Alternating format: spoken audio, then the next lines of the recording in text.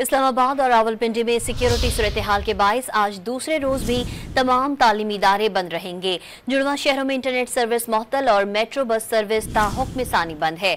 Deputy commissioner Islamabad के notification के मुताबिक शहर के तमाम निजी और सरकारी तालीमी इदारे मंगल को बंद रहेंगे। तालीमी इदारों की बंदिश का फैसला मौजूदा सूरत हाल के पेश नजर किया गया। दूसरी जानिब डिप्टी कमिश्नर रावलपिंडी के मुताबिक शहर के तमाम सरकारी और प्राइवेट तालीमी इदारे मंगल को बंद रखे जाएंगे। ये फैसला मौजूदा सूरत हाल के पेश नजर किया गया है।